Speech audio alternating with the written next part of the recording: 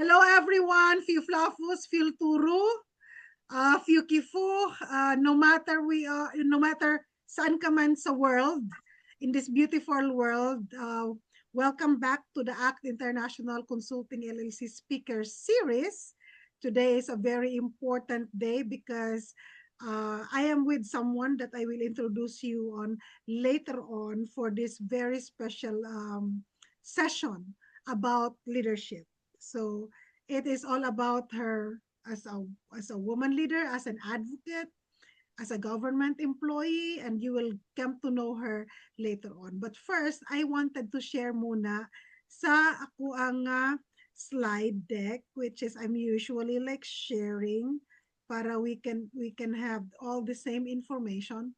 So I started this leadership speaker series for this year. Most of the speakers that I've chosen are usually from the Philippines and people that I have worked with and or collaborated, coordinated with various projects. So I am based in Atlanta and our speaker is based all the way din sa Tumoy sa Pilipinas sa Sarangani province. So if you've been to the beautiful place of Sarangani province, that's where she is from.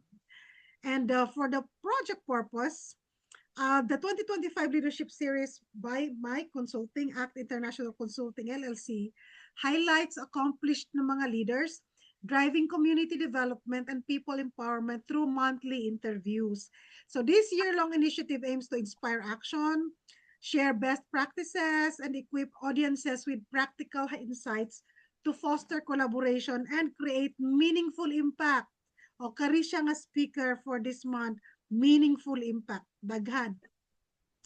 The objectives nato is of course inspire action, highlight mga best practices and foster collaboration, empowering communities, and of course celebrating leadership. So 4-in-1, we will be doing that today. And without much ado, without much delay, ang ako nga speaker is number 1, disclaimer, kumari na ako ni siya, and we've known each other since way back 2001 sa Sarangani province. Her name is Maribeth Bantilan Farnaso from Sarangani province. Pure ni siya nga katutubo, mixed. And then our topic is all about women, culture, and leadership. Karisha, this topics is revolving around the story of her life. Kaya we're gonna focus on Maribeth. How is this being a woman? Being a person of indigenous people's cultural group, and then how is she able to exercise her leadership over the years, not because of her position, but because of her action. So it is leadership not because of her action, the position, I mean, but because of her action and in so many roles that she has done. So welcome to this ACT International Consulting LLC. Kumari Betchay, please share who you are for everyone to know, your background, your family, how we come to know each other, anything that you could recollect to start off with this speaker series. Okay. Thank you for that very long introduction. I hope I can share much and the expectations sa mga tao is I hope ma-meet na to. But anyway, to shortly introduce myself, as what you have said, 2021, we know each other and you fully know kung kinsa ko. But for my name, ako ang pangalan is Maribeth Salaysay Bantilan Farnazo. So ang Salaysay is coming from the lineage of Bagobo Tagabawa. And the Bantilan is a Blaan lineage coming from Malapatan, Sarangani province. And I got married to an Ilonggo, so it's Farnaso coming from Surala. And again, got widowed and married again with Bisaya coming from Glan, Sarangani province. So I have like 4 kids with age 27, 23, 17, and 14. and got widowed at the age of 40. So I've been solo parent for like around 7 years. Ano na? Yeah, 7 years. So I'm showing So I'm still showing working. I'm showing a photo of your family, yung kayo na ni the kids, the group of Yeah. yours. Yes, But ano pa yan sila, maliliit pa. But right maliit. now, dalawa sila graduate na. And your inaanak is already doing her review for Wow. exam. Mm. Awesome. Fantastic. Yeah, continue. Yeah. Yes. So that's my introduction sa akong self. Can you recall yung our Luntiang Lumad project days? You know how you got into the project because that was very brand new. The project, by the way, was conceptualized by then the Provincial Development Coordinator Fulong Sir Fred Basino, who is your Cousin. cousin, o di ba? Dili basta-basta Yeah. ni si Maribet og utok kay naa Joy brains. So Oo. I'm sharing here some photos of us. Yeah. Wala ka man siguro din here. I don't know kabalo kung na late ka or what, but I'm showing just to Yeah, have I was field. Ako sa field, I was ah, in the field during your off. Oo. so Na ako nasa sa field field. si Maribet, but these are just some of the faces of whom we worked for way back then when we were with the Luntiang Lumad project under the Office of Agriculturist, Sir Rome Miole, and these are our office mates back then. And Yeah. the Luntiang, paano ka gani na hire bet? Share to them unsang hiring Uh, process at that the, time. the hiring, yeah, I was then 22 years old. Tapos, the hiring was very unique kasi merong before ka i-hire, there is this 11 days community immersion. I was assigned in Maasim, ICC sa Barangay Nomo. And then we stayed there for 11 days. Kaming dalawa ni Feli Constantino. We stayed there. And then you gave us, as our program manager before, you gave us like series of questions and do some research in the community. And then after that, nagkaroon ng panel interview.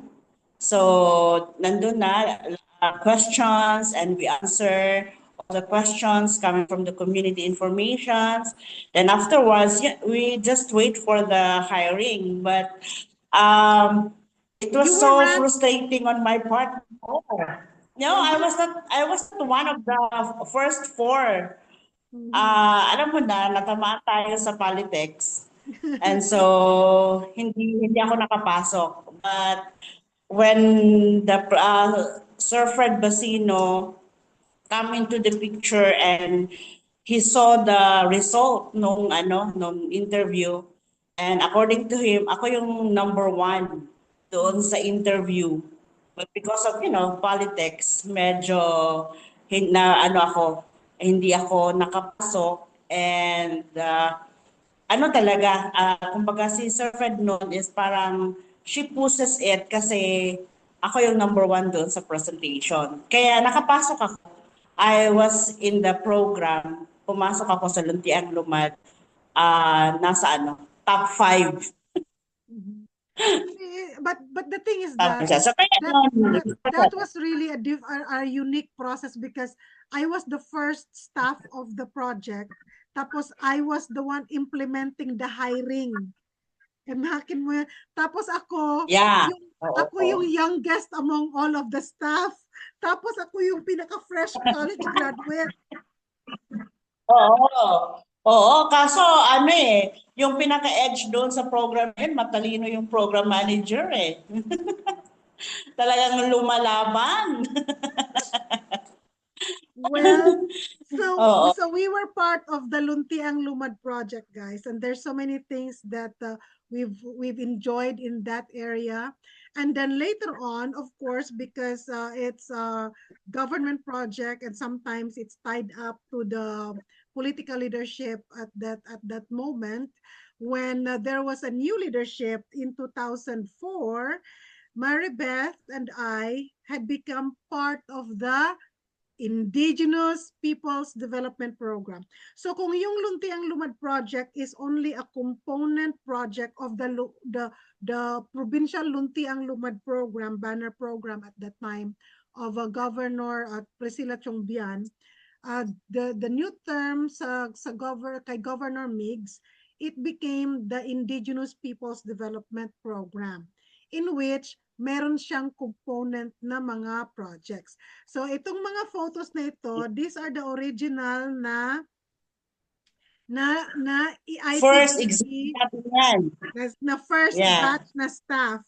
So this was taken in Oo. 2005. So we have Iner, nagihapon si Iner. Iner is still working in Sarangani province. Just Tony, bless his heart, pumanaw na po siya. Me, gaano pa katikling-tikling. Si Risa is now a licensed na teacher. Lantawa, Sure. Maribeth, ang kademure sa face. Then, Edsel Pongpong, then si Manong. Yeah. Natusan. So, But anyway, I just want to reiterate dun sa Luntiang Lumad program natin. Kasi I just find the LLP Day was really a training ground para sa ako because I was then at 22 years old.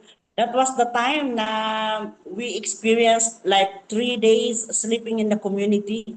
Talagang immersion yung ginawa natin sa community, like we really organized community. We listen to their stories and, observing the life of the indigenous people's community. Yung mga ganong mga process, yung mga ganong activities na ginawa natin during the LLP, ang laki nung tulong niya.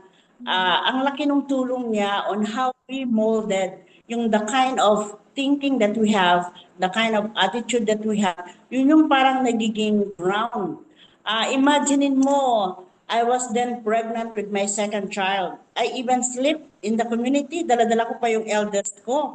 And even my children, they really understand from the very start kung ano yung trabaho ng nanay nila. Kasi they are part of the yung sa program natin doon sa Luntiang Lumad program. Also, nakita ko doon sa LLP natin, ang laki nung changes na nagawa natin, like even in our office. Remember before? Kasi noon parang ang mablaan, ayaw pumasok ng office kasi when they see the faces of the people na hindi ganun ka smiling face, 'di ba? Yung LLP program, ang laking influence niya. We started really in our office to really influence our co-workers, learning them to understand. Oo, yung maintindihan nila yung ating tribo, at saka they will learn to love our tribe kasi kahit papano we really felt the discrimination inside our office. But nakita natin na through our efforts, wala tayo nangaway, hindi tayo yung physically na gano'n. We really fought the discrimination within kanang pinaagi sa ato ang accomplishments. kumbaga, yung kindness, yung kindness natin and respect, ano din, matapang din. Alam mo yung lumalaban din. Yun yung ating, alam mo Maring, yun yung nakita kong strong foundation natin because we started really, kasi ang maganda sa Luntiang Lumad program, tayo mismo na mga staff are all Blaan. So we have these stories. We have this fight within ourselves. Half the boli si Ate Feli, and then actually Nobilin and Joven are non-IPs. And Cebuano, they are Cebuano. Pero we really influenced them. We really taught them how to love us. Kasi parang lahat nung, sabi ko nga, yung bilaan ng mga words noon, it's painful, but we really try to correct them in a nice way na, hindi siya ganun. Like, yun yung mga, we started kanang fighting in a nice way before, during the Luntiang Lumad program. Hinay-hinay ba? Ginagmay lang, but we really move forward. And remember, Remember the IP leader that we empowered to speak up when he thought that he got funding, and that exposed the whole thing. I would not deal on that area, but that is one part of an empowerment that we could really say we help document, Yeah, we help, but we did not know the root. We did not, that was just the surface, but we did not know that the guidance, because we have someone in our team na si Edsel Puntong who is studying law, and he was giving a very good suggestion to the Fulong to get this matter to the COA, because in reality he was not aware that he is a recipient of a funding for his cooperative, and it triggered a domino effect that exposes a whole lot. And our project was just so being strategic in helping empower that IP leader without even thinking na kung gaano ka deeply rooted yung problem. Right? yeah. Ano lang, yung our simple act, Yes. our simple act of, entertaining, giving them coffee, listening to their stories, and then giving some insights, or, bridging them to the right agencies.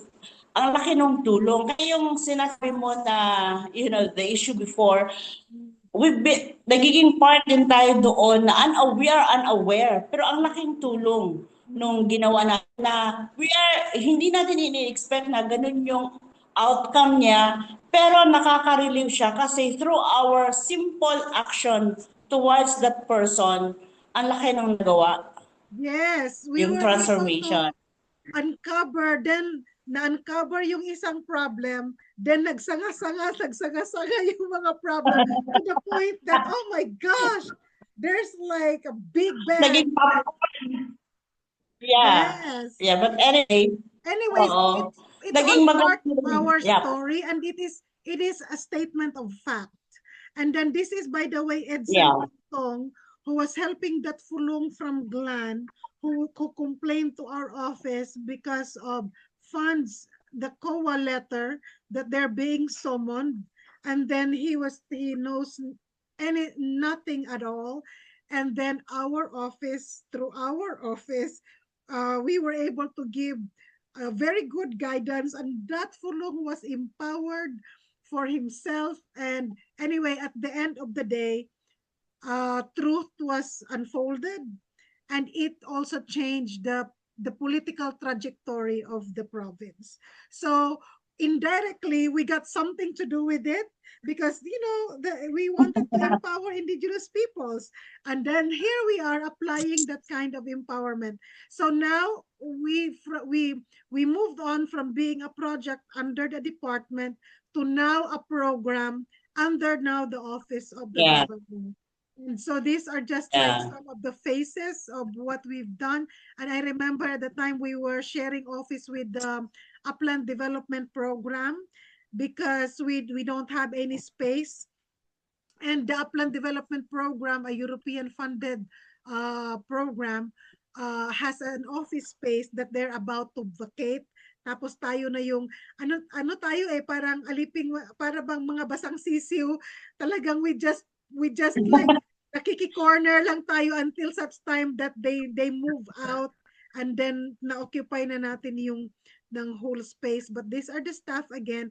And this was 2025, our first major na cultural exhibition ng Kaliak Yeah. Blaan, featuring the not only Blaan but settlers, plus yung mga artworks ni Fulong na George Young, and then mga collection ni Dr. Ruiz. And I'm sharing now Beth photos, masyado na siyang blurred, but this was during the Baray Yeah. exhibit. During the Yeah. Baray Yeah. exhibit, ito ka you were part, I think, of you also sing with their group. This was a Baray exhibit. Yeah. Dr. Gloria. This was the time when Miss Ayasabel de Ayala flew all the way from Manila just to be part of this Baray exhibit. This was a month-long exhibition in Sarangani province, and it was brought by then NCCA Commissioner Carlo Ebeo. So that was our first national collaborative project because it was bringing Metropolitan Museum to Sarangani is something different. And we occupied the ACPC, the no, not Oo. the Casfala Hall. We occupied the Casfala Hall. No, it's ECPC. yeah, but that picture is from the ECPC. This is ECPC at the ECPC. back, yung link niya is the ECPC. Yes, because I Parang think dyan tayo nag-perform. dyan din yun na-perform tapos ang exhibition. Yes, the exhibition was in ECPC because of the space. Kasi yung mga exhibit Yeah. materials has some sensitivity. So this is Nasa pala yun.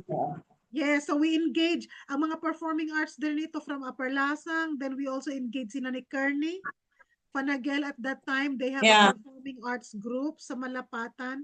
So the Tubad Performing Arts Group. And then another project that is very much worthwhile when we were already like IPDP is yung Matt, Beth, so mga relatives ni mo ni Beth. Yeah. And this was during the visit of the Harvard doctors, mga Yeah. first na mga visitors natin ni si Ate Rose and everyone. This was the Casfala Hall that they also used as a place Yeah. to do the weaving. So this is in Yeah. CU Upper These are the Lasang. original. These Yeah. are the original, Beth, and thanks to you and your Yeah. power of engaging them and making them ready.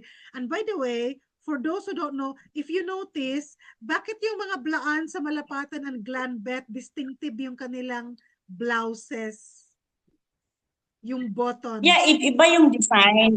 Iba yung design ng blaan. Yung cut nung damit is different. It's a bit sexy. Meron siyang curve sa gitna and hindi siya yung parang straight. Yung sa Malapatan, Alabel, Malapatan and Glan, iba yung cut niya. Pero yung mga materials na ginagamit like the beads, takmon, embroidery is the same. With other blaan, especially with South Cotabato and also the Malungon. Ang Malungon kasi because their location is malapit sila sa Tiboli, malapit sila sa South Cotabato. Kaya yung cut ng kanilang dress is parang straight siya, iba siya. Iba siya na So design yung sa kanila. may geographical na distinction, no? So, and Na this location. one, Kasi nag-share ng sharing of culture kasi sharing of design sila doon. Mga Taboli yung yung kalapit din nila. May mga yes. Taboli. So Wow. if you Picture ni notice, Sir Mig. yes, because we have to we started the School of Living Tradition project actually. It was like I conceptualized the project design, submitted in 2023 when we attended the Right Shop sa Davao. Kami pati ni Snooki Bandirado plus the security guard si Kuya Arlie. Kaming tatlo yung nagrepresent ng Sarangani province at that time in 2003. And then na-approve siya in 2004. Ako at saka si Bernard actually, yung School of Living Tradition na NCCA funded is nag-date mi ni Bernard sa Intramuros. Gidala na lang po na ako sali ang pag-submit of project. But the NCCA School of Living Tradition funded project was the one in Lamlifao. Kari siyang mat weaving sa Malapatan is provincial funded. Yeah. Provincial funded ni siya. No, meron din there is this na sa Barangay San Lorenzo. Yeah, meron din tayong Barangay San Lorenzo. When we started, it was purely PLGU funded. Yes. PLGU funded, yeah. PLGU funded. So this one is the graduation time nila. Lantaw good kung gaano kasimple lang certificate before. And of course, happy na kayo sila. Happy kayo sila. Has his own mat from the community. They're very colorful, really. It was a ceremonial event from the community. And ito na, mother ni Gov Migs, tita niya, kapitbahay namin dito sa US. Then, si Anne is just became part. Si Anne. Yes. This was your administration na sa Luntiang, as na IPDP. Si Ma'am Rosie, look at how No, you, ikaw pa yata ito. Parang ikaw pa yata ito. yeah, I don't Ikaw know ba yan? why, but that is Miss Kelly, tita ni Gov Migs na nandito sa US, kapitbahay, Oo. isang city lang kami. So this was my Ah, despedida party with UDP. And this is yeah. Toto. Oo. Toto is the new addition to our team. Toto was absorbed when Upland Development Program got dissolved. After a year, I think we were able to absorb Toto. And then, of course, Gestoni is not Blaan, but with a big heart for the Blaan. And si Gestoni ang ating master sa mga clerical matters, especially running critical errands Yeah. that needs to be signed by whoever who needs to sign it. So ganyan pa kami katikling ni Maribeth before we are so happy on this one. And Yeah. dito na, era na ito ni Maribeth as the Indigenous Peoples Program. I can still, oh, nasa na siya. I can still recall, Beth, how fearful you are because by the way, Yeah. naghawak kong Sarangani province because of a very personal reason that I have to get married before I turn 30. So I left Sarangani province at the age of 29. That's the height of what we are really trying to do. Unsaon man nimo si Arjo kay nag in love man niya, family na ang sa mind. So I have to leave the Philippines and move to Atlanta, Georgia, USA. And all of the weight of the program plus everything local and international nato ng mga contacts at that time, si Maribeth ang nagsagubang. So this is Maribeth. This tabi, I believe, was one of the works ni Fu Yabing, and the blouse you wore was one of the works ng ano ng Lovely po. Lovely for Women. Lovely po. Yes. Share bet katong paghawa na nako for the USA, nag-took over ka naman as program manager, no?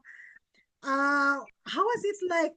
Share how was it like stepping into that role and leadership at that particular period of time? Your doubts, your fears, and how you able to overcome them?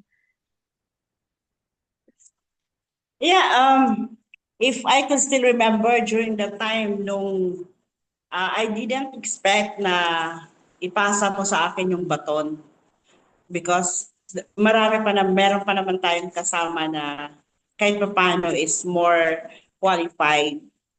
Um, it took me like 2 weeks na nandito ka ba na every night talaga sabi ko, Lord, ayoko talaga, ayoko. I keep on saying na I don't want to receive the obligation kasi alam ko kung how heavy yung work and kailangan talaga ng galing at talino to really run the program and parang ayokong maging reason na magiging ma-fall yung program because baka hindi ko kaya. Ang dami kong fear. Ang dami kong fear. But siguro it's really God's purpose. It's all orchestration ni God na talagang wala na akong choice. Maalala mo yung paalis ka na, sabi ni Mix, oh, don't you worry, nandito naman. Yung, alam mo, si Gov is talagang, meron siyang comfort word na sinabi sa akin na, you don't worry, you just need yung parang may mga manual na susundin, nandito naman ang governor's office. So yung mga ano na yon, yung mga words coming from the governor, alangan naman sasabihin ko na ayoko. But really, I signed the contract to be the new program manager and from then on, talagang I really make myself na talagang ensuring na yung role ko as a program manager na iniwan mo na hindi ko mapababayaan kasi nga 'di ba, I don't want na i-question ako na, anong ginawa mo, ba't napabayaan? Because during the time, the program is soaring high. Yeah. Ang dami na nating ginawa, ang dami nating connections, ang dami nating networks sa like San Lorenzo, Barangay San Lorenzo, National Museum, yung mga private individuals na mga friends natin na kailangan i-maintain or kailangan ano tayo, yung maganda yung kanilang experience in Sarangani para pabalik-balik sila. So those were yung mga challenges na meron ako, but I didn't keep, hindi ako nag-stop on learning and hindi ako nag-stop. Instead, yung team, yung mga kasama ko sa office, yung iniwan mong kasama, we really work hand in hand. Sabi ko nga, nung ako na yung naging program manager, every Monday, we do meetings sa office. And with that meeting, I always said that hindi tayo lahat dito magaling. Hindi rin tayo dito bobo. We are all here together to work for the indigenous people. So yun yung mga ano ko na let's all be kind kasi sabi ko we will be working 8 hours a day, mas maraming oras para na magkausap tayo, magkasama tayo kesa sa family natin. So sabi ko to make this program yung talagang successful and to make this program, malaki yung impact niya sa ating tribo, sa Sarangani province, tayo mismo na mga workers, dapat very clear yung goal natin sa bawat isa and we have to take responsibility doon sa ating role dito sa capital. So, yun yung mga statement na always kong sinasabi during our meetings, yun yung parang parameter namin na we really have to work joyfully, happy. Yung dapat pag Monday excited na papasok, hindi yung pag Monday based on my previous experience, pag Monday binahadlok na ka kay makita na po na ako ang best friend mo, yung alam mo yun yung mga learnings ko na when we work, let's work it by heart and by passion ba, na kung merong yung sharing talaga. So, ang laki nung ganong klaseng way of working in the community. One of the impact nung umalis ka, during your time kasi, wala pa tayo honorarium sa ato ang mga tribal chieftain, right? Sa ato ang mga municipal tribal chieftain. So, we make sure that every month before, meron talagang meeting with the tribal council. The members are all the municipal tribal chieftains of the 7 municipalities. Kaya nga natutuwa ako kasi before, when we invite them, ang isa naga-commute, ang isa naga-motor, ang motor niya murag kagang-kagang pa, ang isa kanang makita mo talaga na struggling. Kung makikita mo yung leaders mo na struggling, how much more yung mga community? Alam mo yung Maring na there was one time na a chieftain from Malungon, after we had our meeting, of course we had the lunch, nung pauwi na siya, nag-hit na siya sa kuha. Nag-ana siya nga, ma'am, wala ra ba ko'y pamasahe pa uli? Anak ko. So, sabi ko, parang it's not good to hear from a leader na hindi niya kaya kahit pamasahin niya.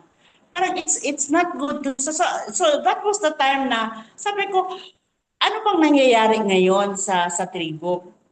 But parang ang hirap talaga ng buhay. Like even your leader na nga yan kahit pamasahe hindi niya pa kaya. So that was the time na talagang napaisip ako and then sabi ko I think I have to do something about it. So that was the time, that kind of conversation, yun yung dinala ko kay Sir Migs. I to him, sabi ko I need to talk to you about something. Pero meron akong dalang data. I have this data na pinakolek ko kay INER. Sabi ko, NER, please collect me those data na yung kasfalagod, yung mga conflict na sinasettle ng mga MPC sa mga munisipyo, tingnan mo kay may record lang sila yung kung ano yung number of filed, tapos yung number of settled, at saka kung ano yung mga cases na na-forward nila into the courts. Yun yung tinitingnan ko. So, si INER, na-collect niya yun, and meron kaming data na nakuha na out of in the 7 municipalities, meron tayong cases na file na parang 120 cases filed. Ano yun mabibigat na mga cases yun. Nung sinabi niya na na 120, out of 120, 90 cases were solved on their level. So, yung data na yun yung nagiging bala ko kay Sir Mix para hindi na to makahindi. Sir, sabi ko, tingnan mo nga yung trabaho ng MTC. Tingnan mo kung paano kaya sa kung the 90 cases is hindi ma-solve, what do you think will happen to our province? So sabi ni Sir Mace, anong gusto mo? So sabi ko, can we just give them honorarium? So, yun ang story nung nag-start ang honorarium sa PTC. So, it's all the result ng ating program sa IPDP before. So, yun, that was the time na nag-propose tayo ng honorarium. In addition to that, Beth, it was also during your time that the first indigenous people's mandatory representative of the province was put into reality. Yes. It's a fun story, Maring. If you could remember Fulong Landingan, Sir Rafael Landingan, may soul rest in peace. Kilala mo siya, di ba? Si Uncle Rafael. Fighter yun. Yeah, fighter yun. Very strong man and really a leader. He went to our office, tapos dala-dala niya yung isang papel na kasi galing siya ng Manila, there was a conference and sa Luzon na-implement na yung IPMR. And he went to the NCIP office and then nung pumunta siya doon, walang tao, he proceeded sa office. Dala-dala niya yung notice na parang it's a administrative order ng NCIP na kailangan merong IPMR. So nung pumasok siya sa office, dahil sa galit niya, kasi mainit yun inano niya yung parang frustrated siya kasi wala siyang naabutan sa NCIP that time. Inihampas niya yung papel sa table ni Toto Manny Manding. Inihampas niya yun ng malakas. And talagang he expresses his anger. Sabi niya, he expresses anger kasi wala siyang bakit hindi daw ma-implement ito, ano daw ang ginagawa ng other offices na dapat gawin ito. And then sabi ko, just to calm him down, para i-calm him down lang siya. Sabi ko, Uncle, ano bang meron? What's in the paper? So in-explain niya sa akin. So while he is explaining, ako naman nag-iisip na ko parang suntok sa buwan talaga to. It's really impossible. But we will start. Sabi ko, sige, Uncle, ganitong gawin natin. We will start. Ano ba dapat ang kailangan gawin? Sabi niya, dapat magkaroon tayo ng yung parang local guidelines on the selection ng IPMR. So that idea, we also shared it to the council, sa tribal council na, sige, ganito gawin. And we don't have funds. Alam mo yung very challenging. We don't have funds to do the workshop on the local policy guidelines. So what we did is, nag-usap-usap kami, the IPDP staff and also the Provincial Tribal Council. Sabi, we will push this, pero wala tayong budget kasi parang in the middle of of the year. Sabi ko, kung okay lang sa inyo mag-amot-amot, yung member ng Provincial Tribal Council, yung lahat ng MTC, mag-amot-amot sila 3,000 just to do the 2-day workshop. And it happens. It happens na nagkaroon kami ng local policy guidelines. And then, of course, dyan yan. Like even si Sir Fred nung una, sabi niya sa akin, parang suntok sa buwan. Sige lang, sir. We will just try it. We will just try it. Kung hindi talaga, hindi wala. Basta at least we've done our part. So, to make the long story short, nakagawa tayo ng local policy guidelines and from the end of, nung natapos na kami sa local policy guidelines, nag-conduct kaagad ng selection. Kaya yung first na IPMR during that time, according to the consensus ng Tribal Council, mauna muna ang Blaan. It's because nga mas malaki yung population ng Blaan. the next Tuboli, and then taga Kaulo. So, yun, until now, talagang the IPMR office is talagang working hard and excelling doon sa kanilang functions and responsibility. Lahat na ng barangay may IPMR na tayo. Awesome. So So that's the while you were sharing, I was going over back and forth ng mga photos. So there's a photo of you, Annalie Eday, and Jola, and also Attorney Arman right now. Jola, by the way, is with the Kalinaw Sarangani program before in Sarangani province, who is now the ICAD manager ng General Santos City. And Anne is a great addition to the IPDP team. I'm also sharing some photos of here of Sir Fred, and I think this is already one of the offshoot na ng mga programs is yung IP code na validation. So for anyone na hindi alam kung sino yung si Sir Fred na pinagsasabihan namin dito ni Maribeth, this is Sir Fred. I'll have to find a time that is a perfect suit to interview him, but I'm just taking my time to do, one at a time. But Sir Fred is very instrumental. If you are from Sarangani province, you have to know Sir Fred. You have to know how he has helped yeah. Sarangani from the very, very start during the term pa ni first Governor Priscilla Chongbian. Why Sarangani province indigenous peoples the way they are right now? It's because there's a voice in that policymakers who is an IP himself, and then it's followed by like also Sir Art Lawa and the Fulong Lawa, Bonifacio Lawa, way back then when we were starting, Fulong Romy Martin, Fulong Jaime Lantingan, so many, Fulong Tanaw Tao ng Glan, Fulong Gili sa Malungon, then there's this like Kusin, there's so many chieftains sa mga IP chieftains in Kiamba. So these are just a representative anyways of the team that were part of the IP code. That also Yeah. happened during the time of your term still, Beth, right? The IP code and Toto or Toto's term na. The IP code. Yeah, during the code, ako yung chief of staff ng ni Sir Fred when he sits as the first IPMR. The first And IP. yun yung pinaka output namin is the crafting of the IP code.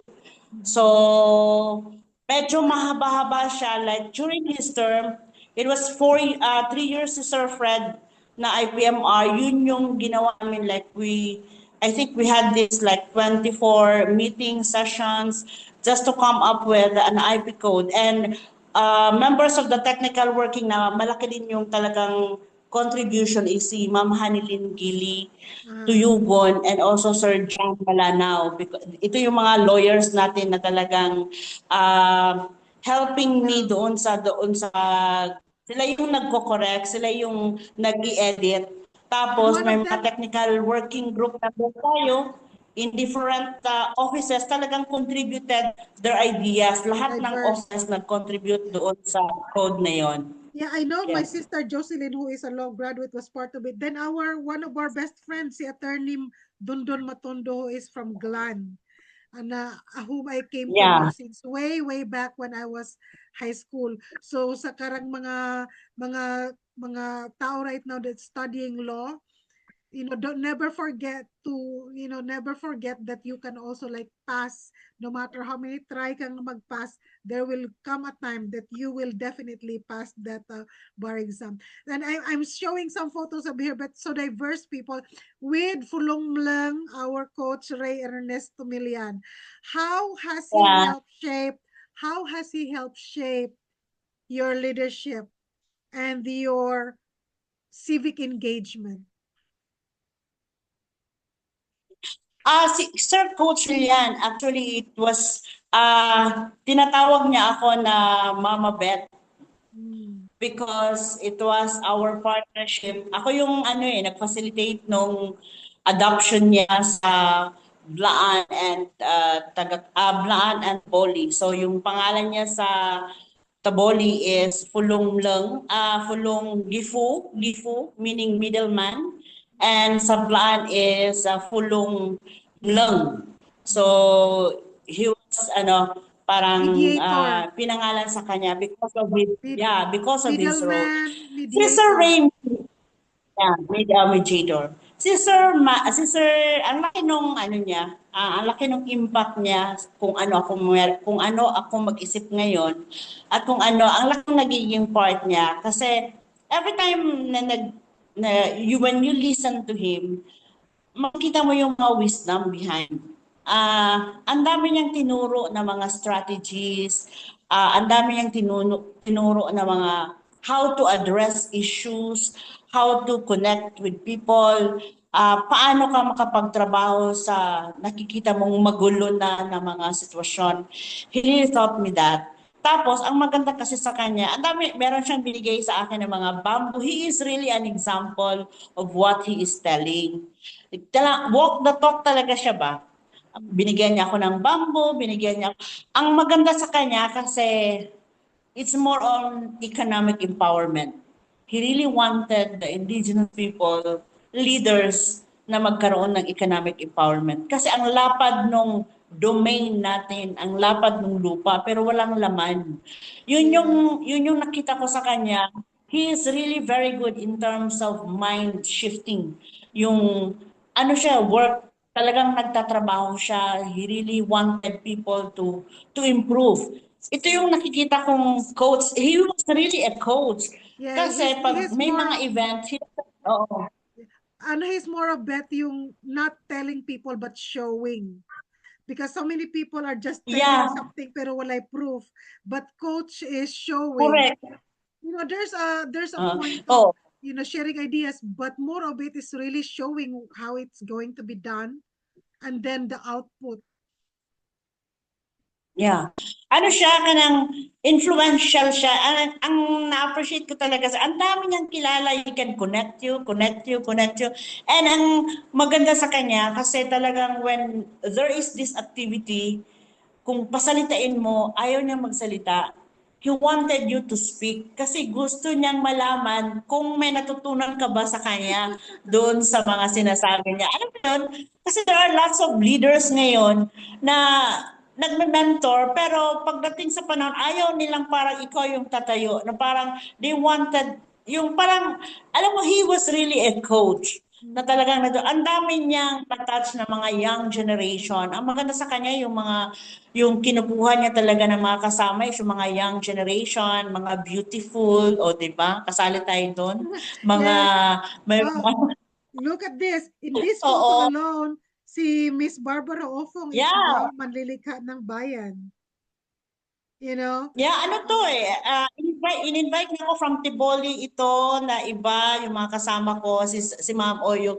Ito yung mga leaders kasi we visited, Bukidnon. Ah. Papunta kami sa Bukidnon. Oo, ito yung mga kasama ko before. So he helped you in that aspect, and now I'm trying to get back again in this photo, and I believe because Annalie Eday, as far as I can remember, I was the one who recommended for her to be hired. She was the last person that I interviewed on my last week of work in Sarangani province. Kasi, so Yeah. sabi ko, this was your term na. I left na the Oo. province. I left na the province kasi Anne was that very, very shy person. Pasalamat na kay Joy, kay gidala niya si Anne sa opisina. Another time, masyado tayong busy because it's the first survey na week. Then that was my last week of work in Sarangani. Kay ako na ba ang nag-host sa opening program sa Sarangani Bay Festival? The first one. So that's why I Oo. remember that. Dala-dala ko si Anne because I introduced her to GovMix. Although GovMix knew her because she is a scholar ng FDTI, yung kanilang sa family nila. So, Beth, with all of the great things that now you are at that point where you are comfortable as being the IPDP Yeah. manager. At this point, you are comfortable, you're flying, you are on your own. Although at the time when I was early on here in the US, I tried to call and everything for anything needed. But as I always say, you have your own style of leadership. You will have to navigate your own ways of doing things. Ang apprehension nimo kasi dili ka technical. So what I recommended is you can be the leader, but you have to have technical staff. But leadership does not necessarily need the technical things, because leadership is different. Leadership is how you can really move from one thing to another and achieve that goal. The people who are working with you are the ones that makes these things happen. You have that leadership skill and vision that you embody. You have the right attitude, especially when you deal with stakeholders in this kind of role. If you might be the most intelligent, but if you don't have the proper etiquette and the characteristics to especially treat well the old folks, you will never succeed. Kay petitionan jud kanila that you are not good in dealing with them. So again, this is a part of our school of Yeah. living tradition. These are the women back then. These are some of them are still like there, but very very colorful. So thanks a lot for the photographers who took these photos. Now this is they say that at that time Governor Steve, is this already Governor Steve or Vice Governor Steve at this point? Yeah, he was then vice Vice governor. Governor Steve. So, in Yeah. Sarangani province, very supportive. Kasi the grandparents of now Congressman Steve in the Philippines is very supportive of indigenous people's engagement. And of course, sabi ko nga na mamayagpag ka na, at that time that I think this was in 2019, Fuya Bing came to Manila for the very, very first time. This was in front of CCP, I think. Can you share more about this event? Yeah. How you got in there? How was this partnership came into reality? Who are the people with you? Actually, I think this was a National Museum conference, ASEAN Museum conference in Textile, the yeah, National ASEAN Museum. So, textile Textile conference. Conference. And, oo, dala-dala na natin si Ye, at saka si Ate Lamina, and of course, yung sa Lamlifo, si Helen. And the other one is anak ni Marlene Poe, I forgot Selen. her name. Selen. Uh, yeah, Selen. oo. Si Selen, yeah, I know her. Yes. This was the time when we had this presentation in the National Museum about how the tabi being made. So, meron Wow. tayong presentation sa loob. And then after that, ito si Ate Lamina at saka si Lola mo, si Fu Yabing, meron pala silang dalang extra na tabi. Meron Mm. silang extra na tabi. So while I was in the front, meron akong presentation, bigla akong kinalabit ni lola mo. Sabi niya, meron akong tabi. Sabi niya, meron akong tabi dito, ibebenta natin para meron tayong pambili ng tinapay pag-uwi. So, bayad ta bang bang. Sabi niya, bayad ta bang bang ko ta muli at nunabuta. So, sabi ko, sige. Sabi ko, tapos nagtanong yung moderator. Sabi niya, anong sinabi nung matanda? Ano daw sinabi ni Ye? Sabi ko, meron daw siyang tabi na parang 3 meters na tabi na ibenta niya. And that was really timing kasi nga, di ba, nag-present tayo ng process ng paggawa ng tabi, of course with the help of Ma'am Marian Pastor Roses. Yes. Sila yung gumawa ng presentation. Yes. Si Ma'am Marian Pastor Roses naman talaga yung behind nito sa lahat ng invitations, lahat ng nangyayari on the cultural activities natin. It was always Ma'am Marian Pastor Roses ang talagang tumulong sa atin sa Sarangani. Plus, Of course, si with Ma'am Marlene Marlon Poe. Poe. Imagine, Marlene, we stayed there 15, I stayed in her house for 15 days during the launching ng Village Museum sa National Museum. Kung bakit tayo nagiging kilala sa Manila that time, it was the help of these two strong Yes. women, si Marian and si Marlene. Of course, and the So support sila of their talaga yung mga family, behind including Mr. power. Bruno. Oo. Yeah, I just want to continue the story, Uh-huh. Maring. And then Sure. the moderator said, "Oh, there is this tabi pala." And then sabi niya, i-auction natin, ibebenta natin. Tapos sabi ko, sige. Tapos sabi ko kay, magkano ba yung benta mo sa tabi? Sabi niya, 5,000. Sabi niya, 5,000, okay na yun. Tapos sabi ko, ano daw, 5,000? Sabi niya. Tapos sabi nung ano, ay hindi, no, that's not 5,000. We will start from 8,000 na ibibid niya sa mga audience. And then 8,000, merong nagsabi, oh, akin 10. O, hanggang umabot siya ng 18,000 yung tabi ni Ye. Yung 18,000, yung tabi. And ang pinakamaganda, kasi yung nakakuha nung tabi, hindi niya kinuha yung tabi. She donated it to the National Museum. That's the one That's that we why want kung to say. ano yung makikita mo sa National Museum, Mm-hmm. that is the story behind that tabi. Wow. Awesome. You know, Diba? yes. Dahil sa bongbong, Dahil sa mga, very basic kasi, very basic magud kayo ang iyahangan needs, Beth. It's really like, food, yes. yung comfort sa life, number one priority sa food. But this was her first time to be in Manila, first time nga nagsakay og eroplano, ubanan po ni Auntie Lamina. But sa life ni Fuya Bing, then later on, naging gama ba na siya, all of these people, are all instrumental. Kayo ni Toto nagkasama nito kasi si Toto yung sa technical team member. And of course, Yeah. Miss Marlene po, the time pa so namamayagpag talaga yung IP development program. At saka nakita mo yung kung gaano kaganda Oo. yung Laan Tabi. Oh, look at that. Even si Mm. Beth had her own. Meron pa eh. Yeah. Yeah, meron pang isa eh. Because of our partnership with these two strong women, Mhm. tayo lang yata yung sa province na sabi nila, according to them before, na tayo pa lang yung nakagamit, nakapag-showcase ng nakapag-open ng ating village museum in the National Museum for free.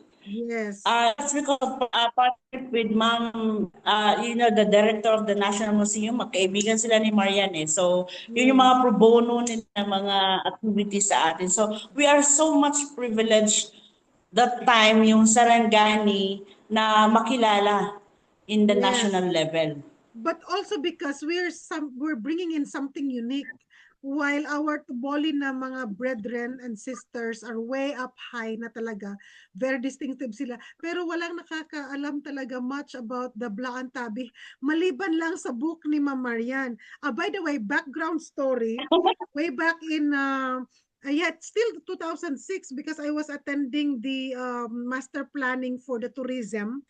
And then I was called on by Dr. Yasania, Arjo, merong bisita dito that she wanted to visit the IP communities. And then I did not know back then kung sino si Ma'am Marian Pastoroses.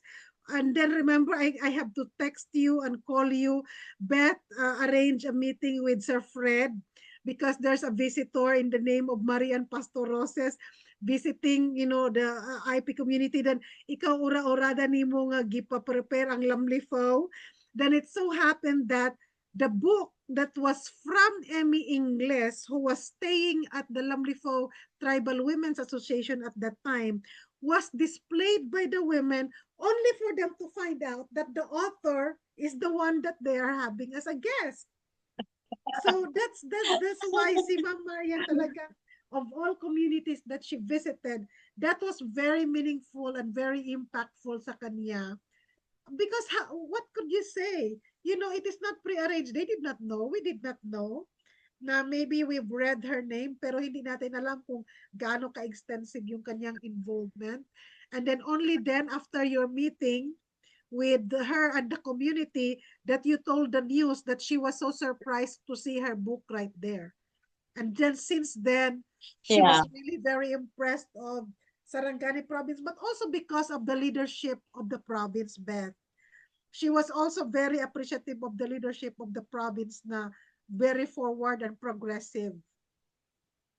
Our Yeah. governor, Ang laki nung, yeah, yung the way we treat them, yep. yeah. Yeah, malaki kasi yung factor yung unang dumating si Marian, hindi niya in-expect na ganun yung makikita niya ng mga stories. So, while we were in the car, talagang tanong ng tanong si Marian about Sarangani, the leadership, the community.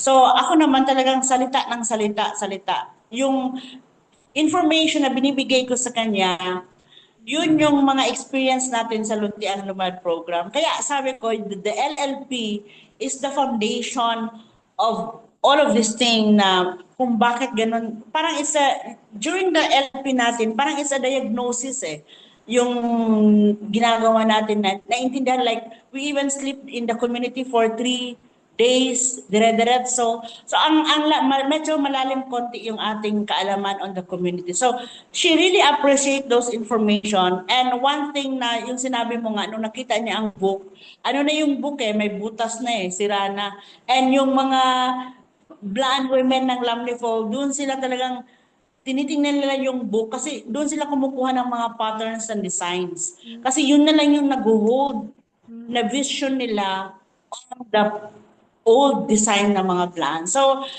to make the long story short, yun yung simula. And then after that, marami ng mga intervention na pinasok inintroduce ni Miss Marian Pastor Roses. And even the United Laboratories Incorporated, yung UNILAB, talagang they work in Sarangani through me, after Migs Dominguez. Nagiging part ako doon sa UNILAB because of the IPDP project natin na kinontinue natin within doon sa mga community na kung saan na yung partner natin. So yun yung mga continuation niya hanggang natapos si Sir Migs yung kanyang administration, yung program, yung IPDP is talagang of course baka kasi sabihin lang bias because I am the program manager. But I think during the time medyo malaki yung journey na nagawa ng program together with the community. Because With, of course, yung ating mga leaders. yes, because Yung mga leaders natin na mga out of tribal 9 council. years, out of 9 years that Migs was in power, Beth, I actually just only served the first 2 years because I have to leave. So the rest of those 7 years was under your leadership because you completed the first term, the second term, and this last term. So makita mo yung Ano yun very challenging yun Like, during sa last term ni Sir Migs, talagang maraming nangyayari. But we make sure lahat ng mga program managers niya, like si Jocelyn Lambak, si Ana Eday, talagang number 1 yung quest niya sa yung education program ng Sarangani Province, yung IPDP, yung barangay affairs na mga program, talagang jump out the province together with the governor. So, nung umalis si governor, sabay-sabay kaming umalis ng probinsya na we are smiling, gracefully exit, talagang masasabi namin na nagawa natin lahat yung dapat natin gawin under the administration of Sir Mick. The good seeds, and the thing is that it's still flourishing until these days. It's changing different names. The IPDP is not existing as it is, but it changed names, but the goal is still the same.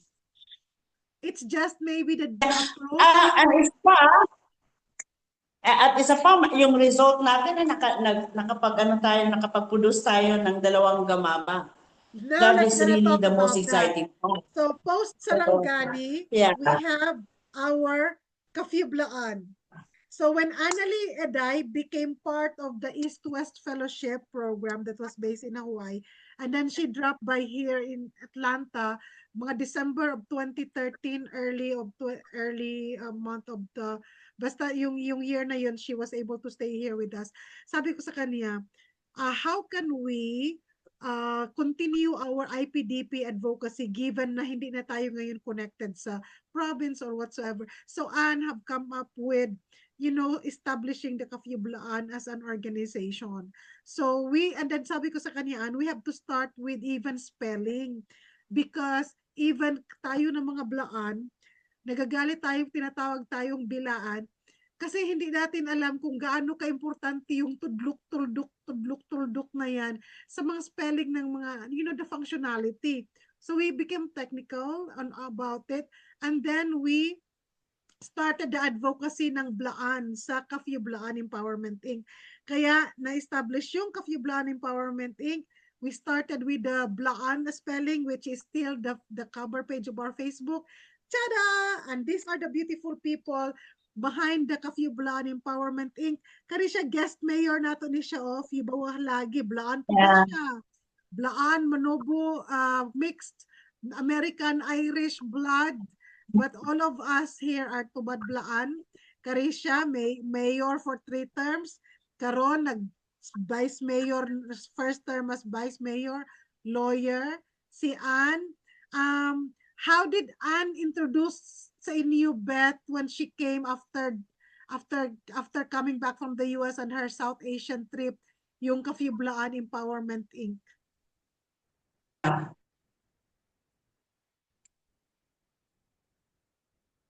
Yes, di na ko mabati, Anjo. I'm asking, I-repeat like, ang iyong question.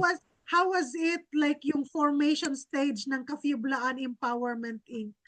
Then okay. Na po tanan o mga familiar faces. Yeah. Actually, we had this meeting na si Anne yung nag-spearhead, and she mentioned you na during her visit sa Atlanta, nagkaroon kayo ng mga discussions and plans on how to continue doing our job even if we are no longer in the government. And so, meron siyang very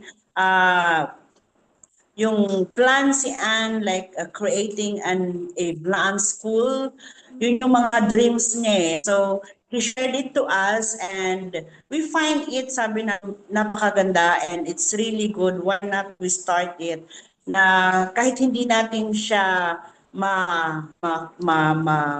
kumbaga talagang makukuha, at least we started to have this advocacy kahit sa mga online. Like, that's why we doon nag-start yung Kafyublaan Empowerment. And ayun na, nagkaroon na ng mga selection, sino ang executive director, sino ang mga BOD. So lahat kami dyan. Yan sa bahay yan ni Monique. So lahat kami dyan is part of the Kafyublaan. Ako gito na dito sa screen, oh. Virtually. Oo. Screen, oh. So, yeah, muna ang mga time na nag-brainstorming ang mga Blaan kung how to move forward na paano natin ma-influence yung mga next generations na hindi tayo mawala dun sa tinatawag nating cultural identity natin. Awesome. So, ito yung mga, until yung ating 'di ba Kafyublaan na web is nagiging reference ngayon ng mga kabataan during the research na nakakakuha sila ng mga informations doon. So malaking naging effect niya. However, siguro in the future I'm still paying the website on behalf of the organization. So it's being paid as long as I'm alive and I have a credit card to pay for it. So I'm paying the annual fee ng kafyublaan.com just for us to have an online presence.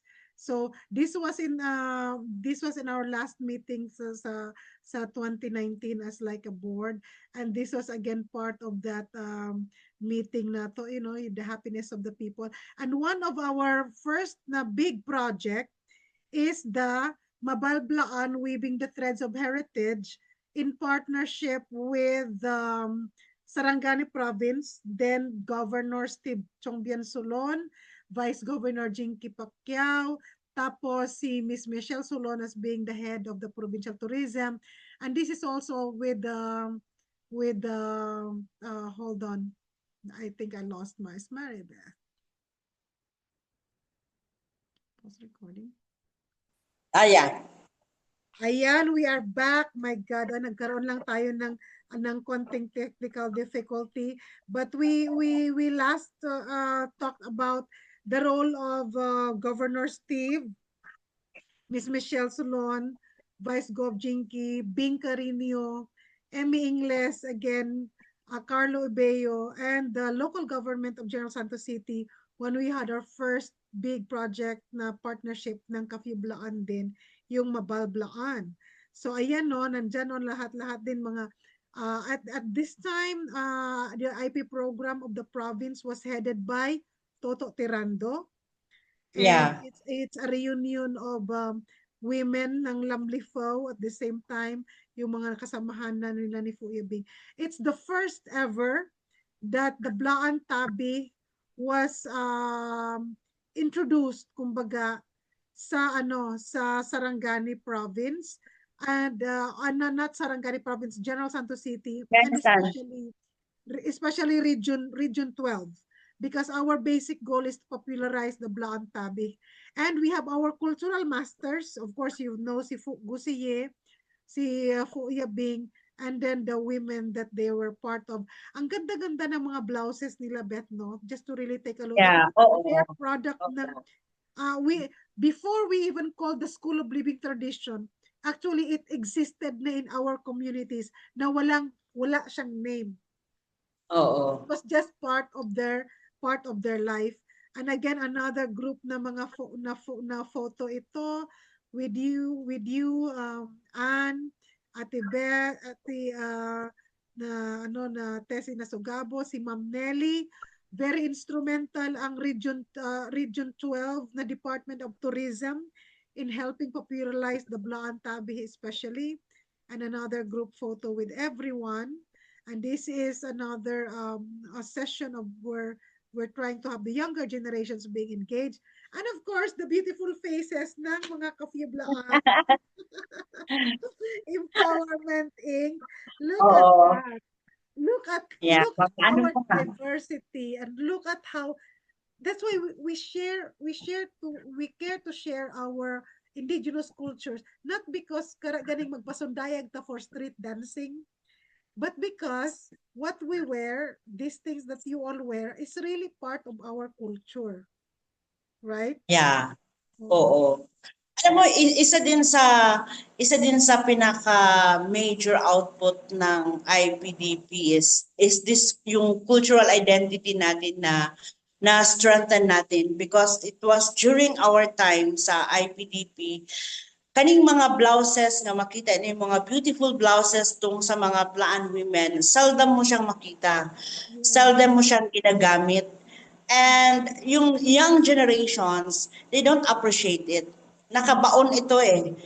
Nanimaho na ito sa karton nila or sa baon nila kasi they don't find any pride of wearing that dress kasi hindi siya na-appreciate. Hindi Yes. siya hindi nakita yung beauty niya. At So kung I think magsuot man sila, Beth, sunlugon sila.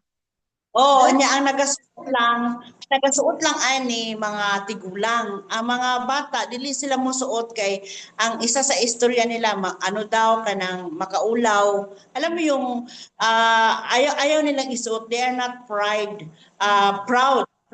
doon sa mga kasuotan. So, alam mo yung naging impact natin kasi during the IPDP, that was the time na nagsa-start na tayong mag-celebrate ng IP Day celebration.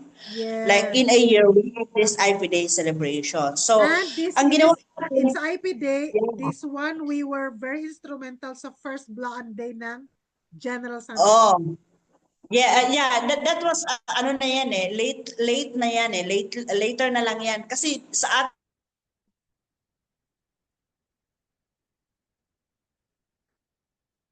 Nagkakaroon ng technical difficulty si Maribeth. So as Maribeth was sharing, one thing that the big impact of the program was able to really make is that establishing our cultural identifiers. Mm-hmm. Yeah. So as what Maribeth said, so it is establishing our cultural identifiers.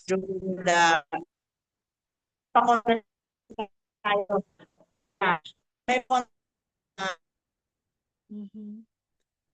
Yeah. So I'm going to just like maybe share the thoughts ni Maribeth, no? This is the photo nung first Blaan Day celebration, especially sa General Santos City, where Kafue Blaan stepped up in helping first IPMR of Gensan na si Fulong Mario Empal to celebrate the first Blaan Day. And that was then under the administration of Mayor Rivera, and that was a very instrumental one for them to have this kind of celebration. Again, this is one of the exhibitions we're very thankful for um, Bing Carino for hosting and or creating spaces through his curated na mga exhibitions at SM City in General Santos City for us to have an avenue of sharing our beautiful culture and our cultural diversity. Again, this is Maribeth, si Ate Tessie, my sister Jocelyn, Joy Eday, then Annalie Eday Santos right now. These three are sisters, Maribeth, my sister Jocelyn, very, very instrumental in initiating so many like mga empowerment related na mga activities. So this is one in the event again for representation. And again, ito si Miss Maribeth with the team member and Anne. And we are, of course, very thankful sa photography ni Kim Tiblani that was really used sa Mabalblaan Tabi na exhibition. That was way, way back then in 2014 when we started advocating for Blaan Tabi. Ito naman si Foya Bing in another exhibition done by Bing Carino that which Maribeth have really like played and or supported in her term as the IPDP manager. So itong tabi that Foya Bing was holding and Maribeth was holding is called tabi Magwoling. Nag-iisa lang ito. This was bought by former Governor Migs Dominguez for a gift to some Israeli na na mga diplomat, and then Maribeth was able to coordinate that thing. That's again my sister. So as Maribeth shared earlier, uh, part of the offshoot of what we've started with the Luntiang Lumad project, the IPDP, especially the School of Living Tradition, was the Gawad sa Manlilikha ng Bayan. So this is part of what she's about to say earlier. So one of them is Fuya Bing, of course, our constant partners in the community. Emmy Ingles, who is a professor in Davao, Bing, who is also a professor at RMMC, both very, very creative artists in their own rights. And this was our last photo with Fuya Bing back in 2020 na when we last saw her. And of course, Gawad Manilika sa bayan na si Bai na um, Estelita Tumandan Bantilan for her recognition naman. So this is just part of, let me check again if Maribeth is here. This is part of the history of our engagements. So Maribeth did the specific na nomination for by Estelita or Fulabnay niya. So this is like something that we are really, really, really very proud of. I think Miss Maribeth has had some technical difficulties, but as I am sharing, Maribeth is very instrumental in nominating by Labnay, lola ni Maribeth ito.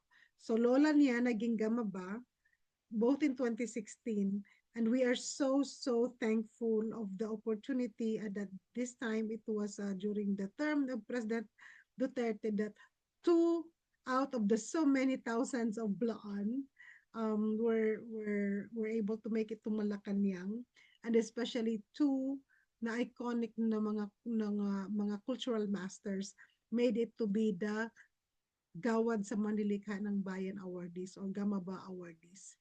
So maayo pa sila, mga kalulahan na mo, oh. Mga ano sila, best friends ni sila. And they were awarded. So out of 3 na Gamaba batch at that particular period of time, 2 yung Blaan. That is Fu Yabing and then that is Fu Labnay. Both of them were part of our School of Living Tradition project sa IPDP. Can you hear me, Beth? Can you hear me, Beth? Just jump in if ever you'll be able to hear me.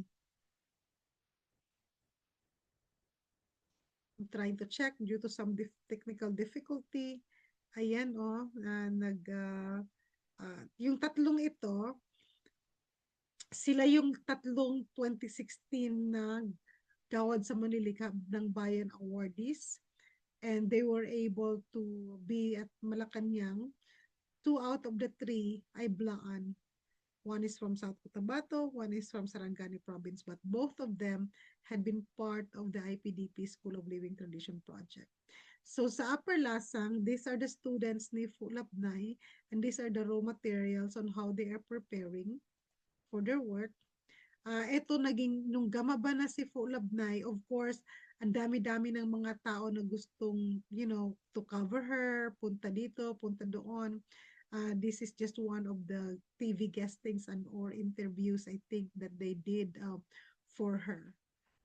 Tapos, another na big engagement naman ng Kafiblaan, although maliit lang masyado yung Kafiblaan, but we were able to really engage in the Flalok project.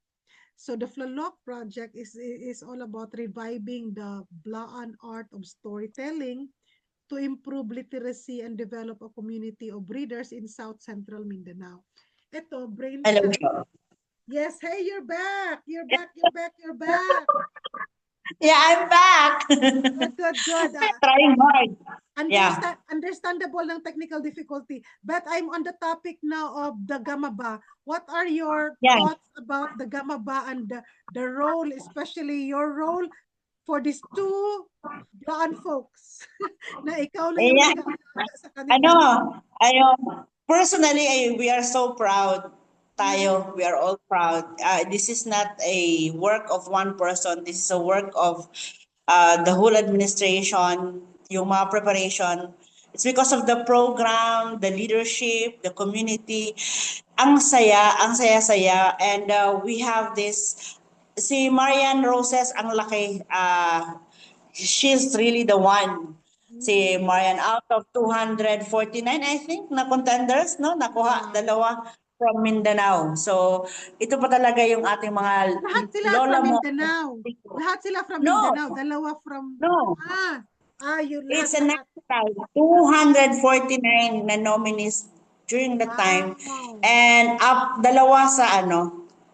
sa atin sa Blaan. region 12. The Blaan. So, ang laki nun.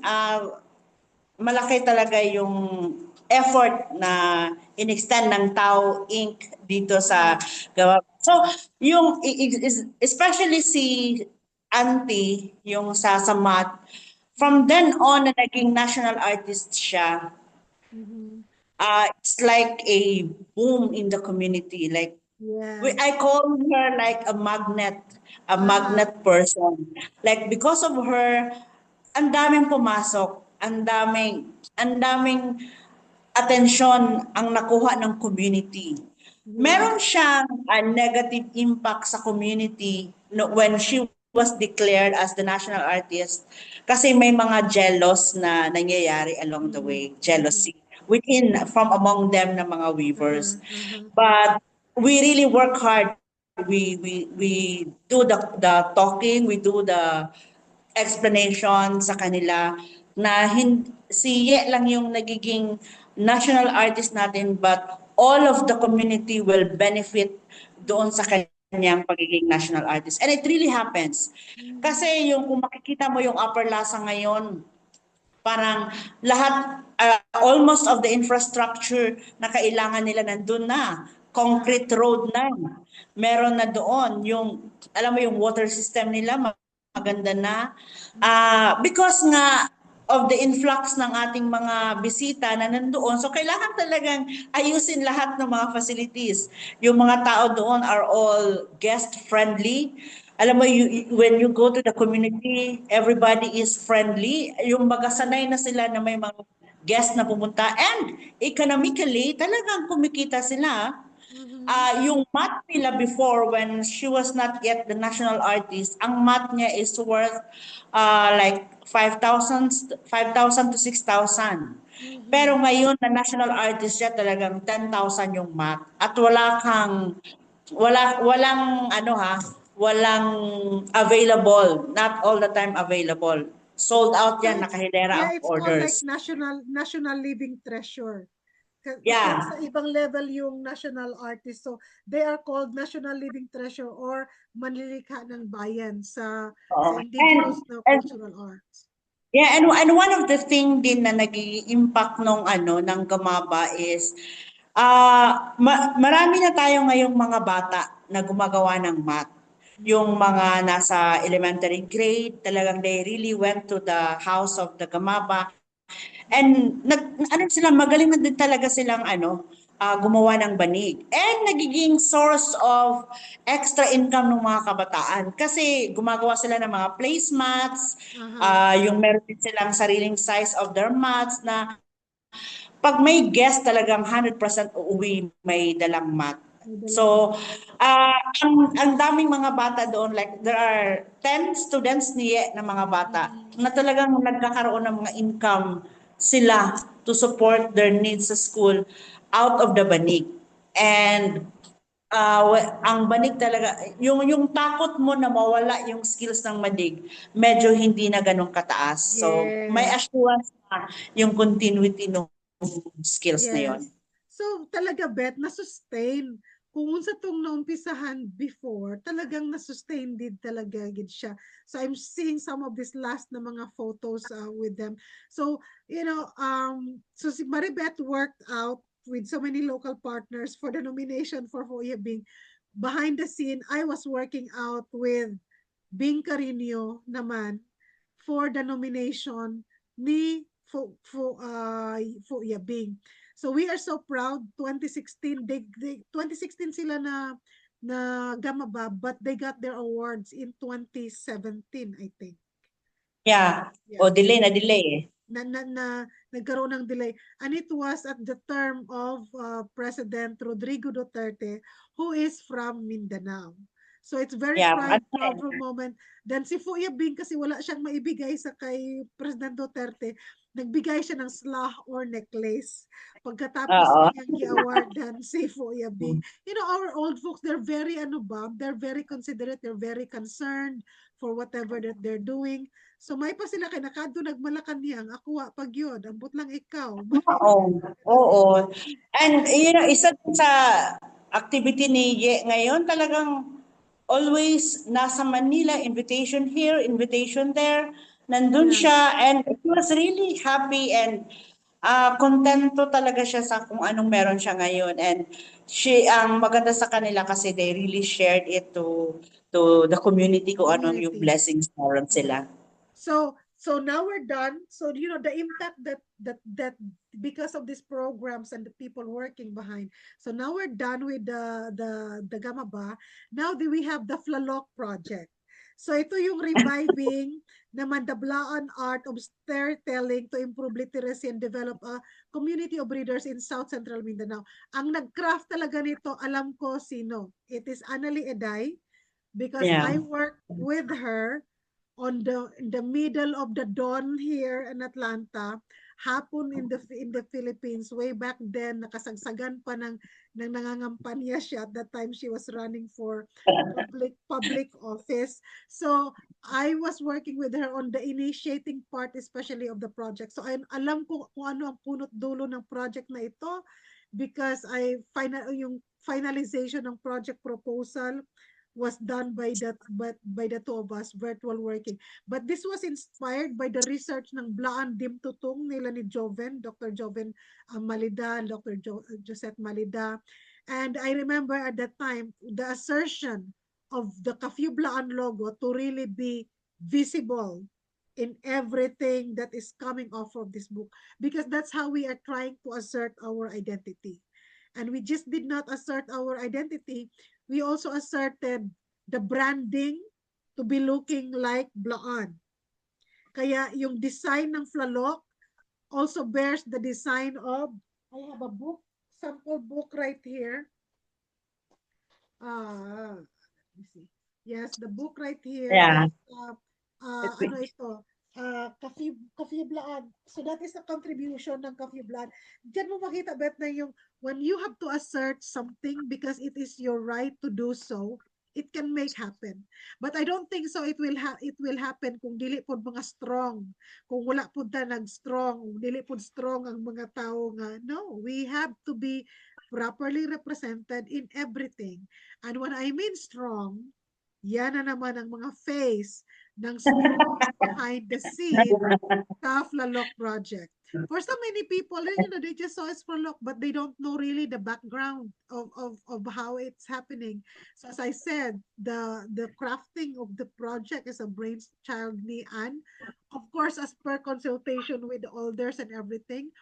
Then the final packaging nung project proposal, she consulted it with me. Series of parang finalization before the Claffy submitted it to the Jerry Rojas Foundation. Kay wala pa man tay capacity to show nga naatay track record of handling yung big project because milyones din ang ano nito, ang fund nito. And of course, Sir Fred is one of our major resource persons at ITESI, and so many more. And the team that were part of the IPDP is heavily engaged. Up to what extent ang imuhang engagement sa Flalok, Beth? I think I started sa Flalok August. It was August, September, October, November. 5 months yung aking engagement dyan sa Flalok. After my United Laboratories na engagement, pumasok ako dyan because Annalie really wanted me to be part of the project. She really wanted me to be part of the project. And so, pumasok ako, dalawa kami nung Blandin from Southcott, I forgot his name. Dalawa kami. So we started the dirty works, community. Yung community orientation, community making legal, community, getting the trust and confidence nung mga community to participate. Kasi ang hirap kasi may mga may tradisyon ang some of the elders na yung story nila hindi dapat ma-share or their story is their story. So, yun yung mga time na community preparations. And so, it was also during our time when we insisted the project na dapat magkaroon ng free prior informed consent. Mag-conduct talaga ng FPIC with the NCIP para maano talaga proper yung project, proper siya at saka culturally sensitive talaga yung mga approach na gagawin. So it's a big project. So after that, umalis ako, settled na, nagsa-start na yung mga workshops, storytelling, recording. Yun na yung time na bumalik na ako sa Capitol. Awesome. So, you're wearing so many hats, but this is another trailblazing project and with international impact and with international engagement because it is funded by the USAID, which is from the American people. Now I have copies of this project and I'm still using them sa mga cultural advocacy dito. And the Galing Foundation was able to fund some of the printing nung pagkatapos na ng mga project. But again, asserting that your skills can really be used in so many other ways. And that is the blessing of Sarangani province is that we have Sarangani Indigenous Peoples Professional Association or SIPA that me and my wife also like part of. Me, I'm part of the founding na member ng group, a core group before I left Sarangani province. And very thankful for the presence ng mga elders of Flalok again is part na ng Kafiblan. So this is what we do, Beth, right? We were no longer part of the government, but we are still doing something that we are all passionate about. And Yeah. I've contributed a whole lot in the Flalok project as pro bono consultant because I have to make sure that the cultural identifiers are really like identifiers of the Blaan, and then that's why their caricature, their artwork that they use is really something na identifiable as Blaan.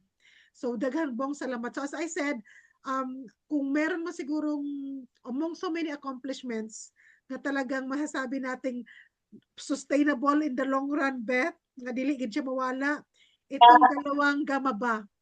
Because even mawala na ta sa earth, Beth, their birthday is being celebrated, their death anniversary is being celebrated. Well, kay Fuya Bing, she is in that stage right now for Fulabnay because she is still alive. You know, her birthday is being celebrated, all of those things. For Fuya Bing, the national government celebrates her birthday and her death year and or death anniversary. So, you know, we are not able to see her now, but the impact that we made into their life. Then si Bay Estelita Tumandan. And of course, I was able to visit, kami ni Bernard were able to visit in 2010. We still have this nice mat that we bought back then sa Perlasang, and we still like use it. And of course, of all photos, mo gini akong pinaka-fake. Yeah.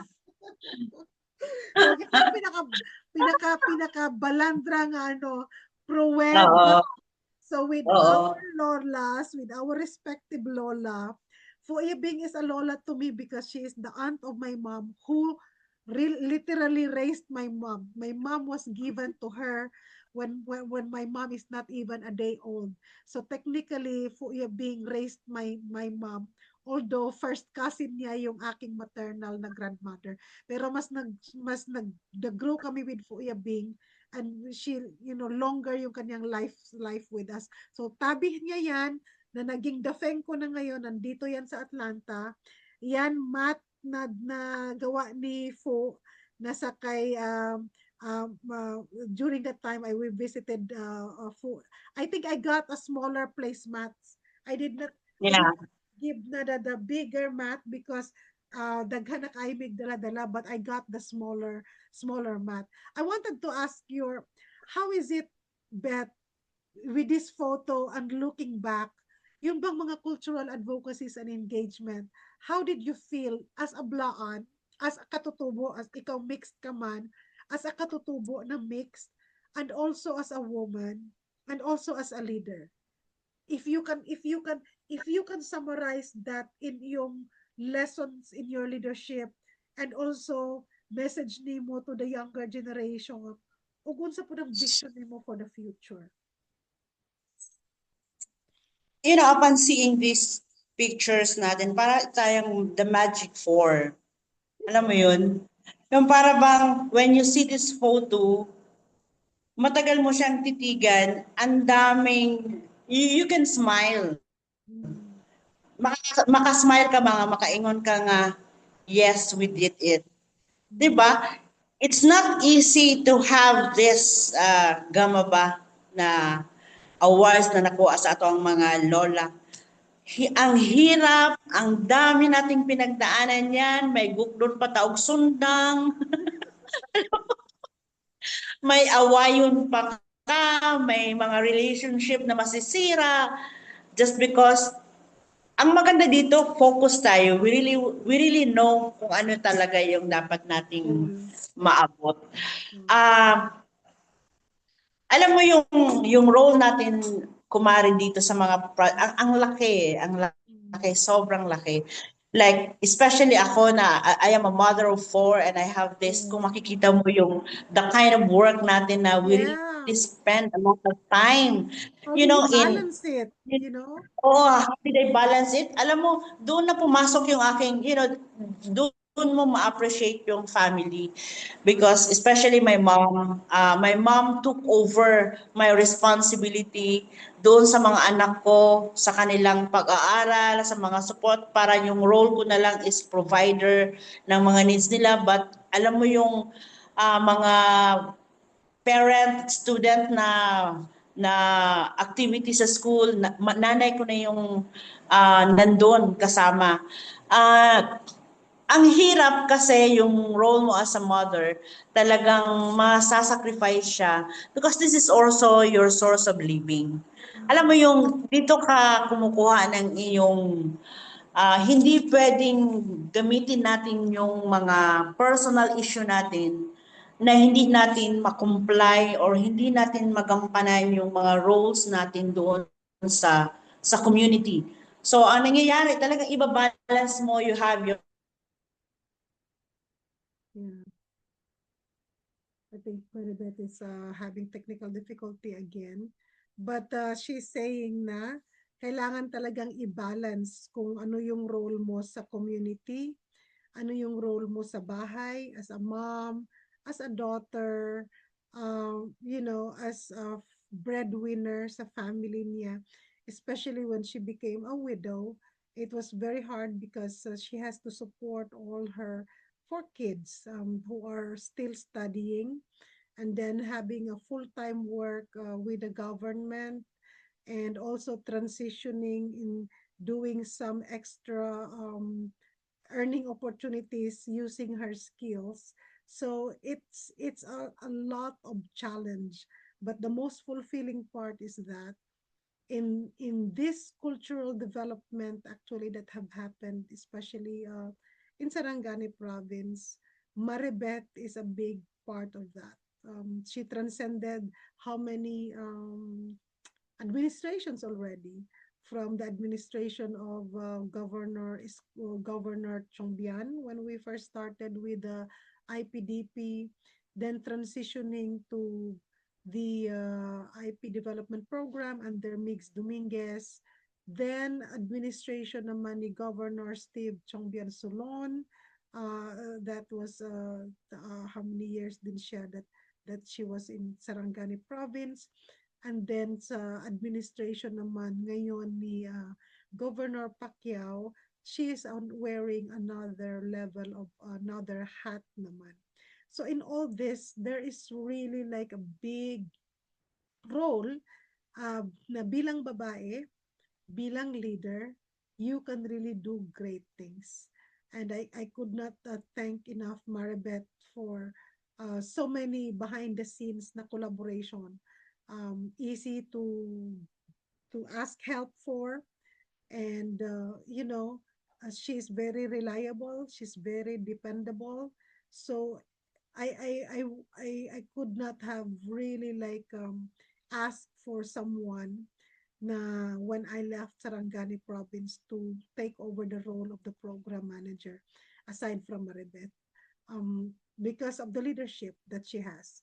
Although sabi niya may mga sa mga technical na parts hindi siya komportable, but over the years she was able to navigate and conquer that fear, and she was able to establish her own identity and her own traction as the program manager, and later on implemented a lot of initiatives that has impacted the policies of the province for inclusive na leadership, especially empowering indigenous peoples leaders, supporting the Provincial Tribal Council, the Sarangani Indigenous Peoples Professionals Association, in the tribal councils across the 7 municipalities, just to really name a few. The researches that she's been part of. So she is herself a cultural icon of Sarangani province that has so much to share, so much to learn from, so much experience, project wise, program management wise, and research wise, because we have not even talked about the upland rice research that we did during the time when we were with IPDP. but all I can say is that among all of our accomplishments and our cultural programs, this Gamaba is really like the best of all of them. So walay pabor-pabor. Are you back, Beth? Yeah, I'm back. So now ano na, nasa finale na ta, nagkaroon lang ako ng summary roll through. So magano na ta, mag-wrap up na Pag, ta for sige, sige. what will be your final message, what will be your final ano kang final thoughts nimo, especially your vision kay daghan naman ta karon ng mga cultural advocates, dili na lang ta katang kita-kita.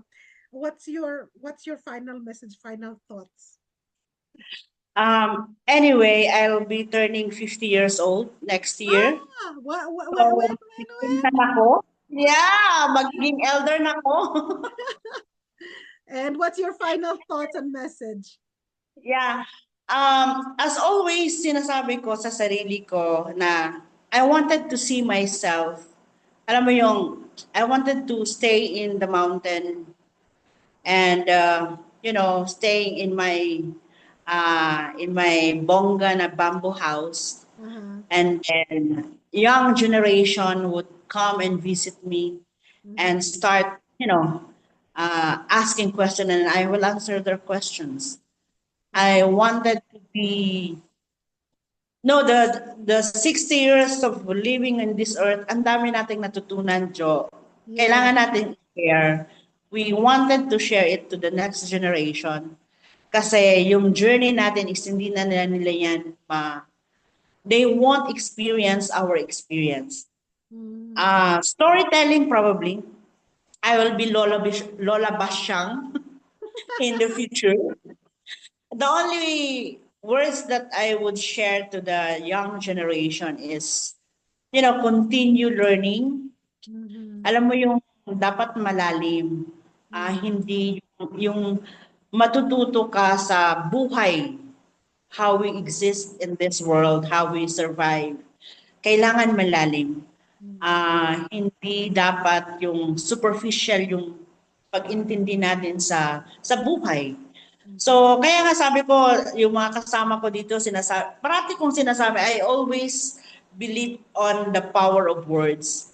Sabi ko nga sa kaibigan ko, later on, gusto ko yung nakaupo ako sa, alam mo yung rocking chair, Yes. and then the kids are listening to my story. Alam mo yung gano'n na mga story. I really wanted to be like that. Kasi wala na yun ngayon. Kung meron man, dapat sa isang pamilya merong gano'n. Na yung parang ikaw yung magiging connection of the past. Alam mo yun? That's why I really love like listening to stories ng mga tao. Kasi magagamit ko yan in the future. Those stories must be passed on to the next generation for them to understand and to survive and to be a good person sa kung anong meron tayo ngayon. But Beth, also is that the documentation of all of these accomplishments are publicly and widely used. Yeah. The best part of it is that we have documentation everywhere as a proof that we were engaged and being part of projects and successful programs, trailblazing programs actually. And you know what? It is not because like you're looking for monetary and or for applause, right? It is really Yeah. about the satisfaction that you're able to serve in that capacity Yeah. for so many years. Hamakin mo, ilang years ka na sa province, Beth? You started in 2001. 2001. Yeah. Ano na, mga 24 years. I think, oo, mga ingana. So, and siguro, medyo magtagal pa tayo or kung hanggang saan tayo sa government, definitely marami tayong matutunan. Marami tayong, kumbaga mga stored information, knowledge na magagamit natin pag nag-retire na tayo. It's also one of my dream na, alam mo yung magsulat, it's really to write the journey, yung life mo. Maganda siyang gawin pag ano na, kung saan ka nang kuha na siya, ka ng goodbye. No. I'm trying to go over like yung mga photos that we're doing while while you are talking. Yeah, I'm trying to Yeah, recall. oo. Ang dami nung activity na yan, ang daming ganap sa buhay. So, bawat ganap talagang grabe yung exerted effort natin diyan. Yeah. But this Kaya, is just a ayan, glimpse, Beth. What we are trying to really yeah, share in here is just really like the glimpse of what has been done, what yeah, were accomplished before. These are the major ones. Pero, yeah, you know, for a person like you, yeah, pahimuan lang ko sa ubanjo, ayaw lang ko pasulata. Then right now, you wanted to write something. That is really a 360 yeah, turnaround. oo, Because yun yung ano mo yun yung insecurity ba nimo nga Jo ayaw lang pahimuan lang kung you know you can do other things but ayaw mo yung mga technical ba yung mga research yung mga sulat dinhi sulat dito because you feel like ikaw lang ana himuan lang kung uban nga trabaho and right now you are trying to do a sulat for your book that is really impressive yeah. Mm. why not di ba Oo, kasi kailangan I mean, hindi tayo pwedeng mawala sa mundo na wala tayong naiwan, wala tayong ganap na no one, we wanted to say goodbye na maalala yung mga ginagawa, yung merong gumawa, yung mga ganun. So parang hindi tayo, kumbaga hindi tayo naging useless sa mundo, meron tayong nagawa. Yeah. With that, that is a very kind note. Look at how happy those faces are. Yeah. We have grown, matured, more matured. We have added age in our lives. But Kumari Beth, bong salamat digu. I am very Yeah. proud of you to be a single mom for how many years raising the kids on your own at the very height teenage life, especially nila, growing up stage nila, that is a whole lot of cards. Kudos sa imuhang mother, sa imuhang family members who were there with you, all these years. So, bong salamat gyud for being a resource person for this ACT International Consulting Leadership Speaker Series. You are really a woman. You are a leader. You are a cultural worker. You wear so many hats, just like what we are, pero consistent. The Mary Beth that I know then is still the Mary Beth that I know now. Both of us have different trajectory na, di ba? Oo, but anyway, daghan kayong salamat sa Yeah. opportunity. This is really an opportunity where we could share our stories Mm. and at least nagkita na punta and alam ko marami pa tayong mga partnership na gagawin. So we will just continue and I'm always here. Ako naman yung iyong nire-refer. Ako yung iyong mga yung lahat ng iniwan mo, pinasa mo sa akin. So, as long as kaya pa, as long as kaya pa yung mga partnership. And thank you for the trust na and the friendship that we have. Daghang kayong salamat. Yeah, it is like, whenever I'm being asked for it's hard to recommend because along with the recommendation is also the responsibility and the accountability over Correct. over somebody that you recommend. Oh, Yeah, I will never forget what I learned from you. Sabi mo, Arjo, ang grabe yung credibility mo. But then oh, there are people who abuse that credibility. And then correct. I learned it the hard way. And I'm giving so much of my time as a mentor. But then I was sharing to you my thoughts. Iba yung mindset ng ibang mga tao.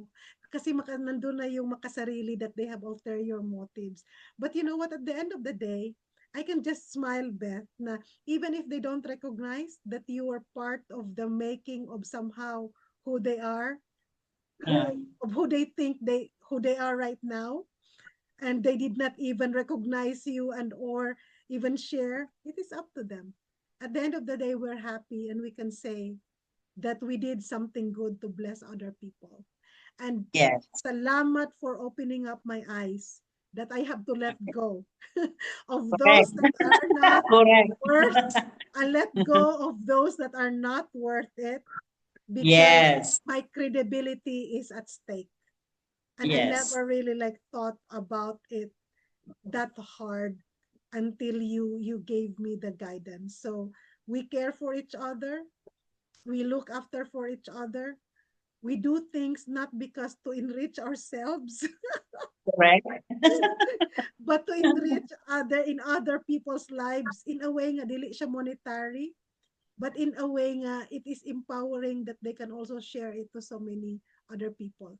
So I hope na even though our interview took longer today, but it is something that we can leave behind and we are sharing it sa social media for the next generations to know. So, pasensya na gyud kung may mga technical difficulties mi kay na ako sa Atlanta, na si Maribeth sa Sarangani province using a cell Correct. phone.